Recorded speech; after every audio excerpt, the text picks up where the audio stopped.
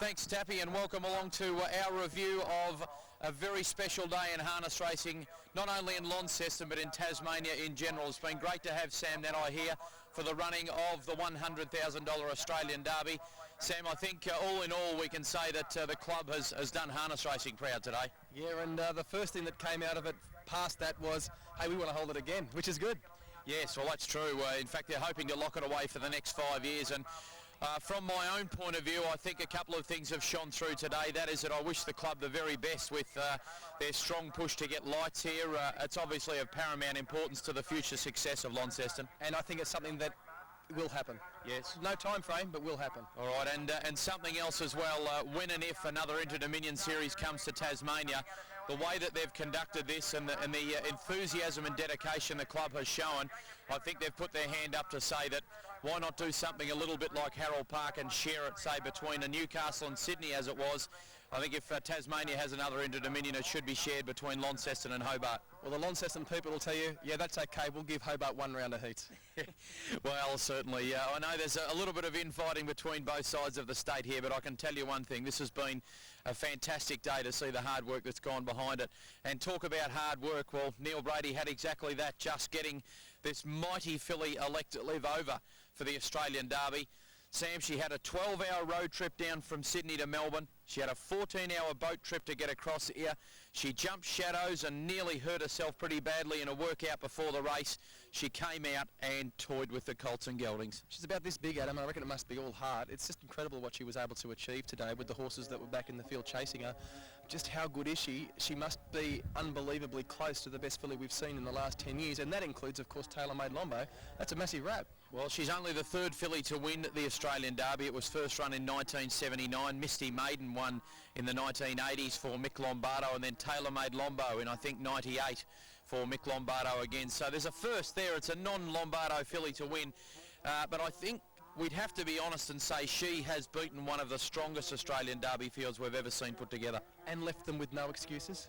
Henschke was in the 1-1. Sure, Tricky Vic did work outside the leader. His run was fantastic. Witten was a roughie, had his chance up the inside in the straight. And Lombo Skyrider also seemed to be struggling. In fact, she seemed to drop them a long way from home. Well, the time says that. The mile rate was 1:59.8. They never stopped running at any stage. Of the beaten brigade, John Justice said Henschke had his chance. Disappointing. He felt the horse just wasn't right today. Gavin Lang simply said we were run off our feet by an amazing filly today. Mark Reed, full of praise for Tricky Vic, said that he went down fighting, but again was simply beaten by a better horse. Nobody was really putting their hand up to say, hey, we should have won the race. The right horse won, or the right filly on the day. Gavin Lang seemed to suggest that maybe a couple of the horses, his own including Lombo Skyrider, maybe you're feeling the effects of a couple of real tough runs, the battle scars maybe starting to come to the surface. Well, it's okay to say that, but probably no one's had a harder season than Elect to Live with those couple of trips to and from New Zealand, and certainly the travel getting here. So she's a war horse. Neil Brady, who trained the mighty Franco Ice, I still think he's the toughest pacer I've ever seen, Franco Ice. That was back in the 1980s. And Sam, after the race, you caught up with Neil. Let's go to that interview. Neil, pardon my poetry for a moment. You came by boat and you sailed to victory. That's right, yes. It was a wise decision. A few people had spoken about the boat trip, saying the plane was better, but it didn't turn out to be that way. No, the three horses that came over on the boat had 2 firsts and a second, so you can't do better than that. How do you keep rating these wins? They're all special in themselves. Yes, they are. They're all special at each event. Different fields, different tracks. They're all good. Does she still surprise you? Yeah, she does surprise me, but it's what I expect from her because I do know that she's very good. You decided to go for home, or where was that? About the 800, do you reckon? Yeah, I decided to kick. A winning move. Did you think you'd be vulnerable up the straight? No, not really. They have to be pretty good to have caught me from there. She just kept reeling those sectionals again. Where to from now? We go back home to New Zealand. Hopefully she can qualify for the Neville Fillies series they have there, and then there's the New Zealand Oaks, and most probably a short spell and back to Australia. Yeah, it's become a bit of a happy hunting ground over here for you. Yes, it has been good. Yeah. Well, the racing's here too. I've been struggling to find races in New Zealand. I know you've had some very good horses, but can I put it to you, just where does she rank? Number 2 at the moment, but she's closing in fast. Well, that's about as big a praise as you'd get from Neil Brady to even speak of a horse in the same vein as Franco Ice. It's a big rap. Well, we've heard from the trainer. It'd be remiss of us not to at least go and have a look at the final stages of the Australian Derby. 300 to go. The leader is Elect to Live, 1.5 metres over Tricky Vic. Henschke peels to the outside from Whitten. Lombo Skyrider's not doing enough. It's Elect to Live, the leader, 1.5 metres. Tricky Vic is trying desperately in the centre. Henschke is coming late. It's Elect to Live in front. Henschke down the outside.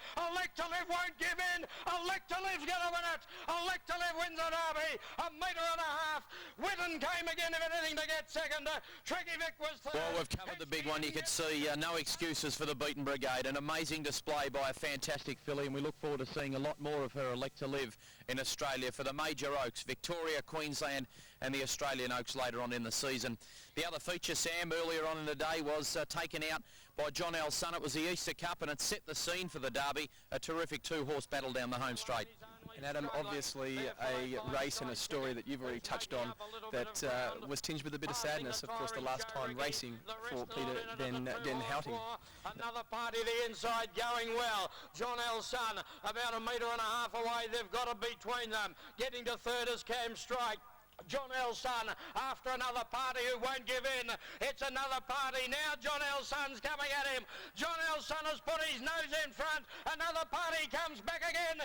Jonells' son is in front and he'll win it. Jonells' son 1.5 metres to another party. Sam, just in closing, fantastic day. I don't know what more I can say about it. I mean, it's days like this that sort of, they make you feel pretty good to be part of the industry. Yeah, glad to be here, and we'll certainly come back next time. I think maybe the one thing they'll need to look at, you've agreed with me on this, is next year, maybe not Easter Sunday, has to be a bit later in the season where it can be what the Australian Derby is designed for, have all the Derby winners here. Yeah, certainly a good idea, because the New Zealand Derby being run last night wasn't ideal. But anyway, that's one negative on what was otherwise a great day. All honours to the mighty filly, Elect to Live.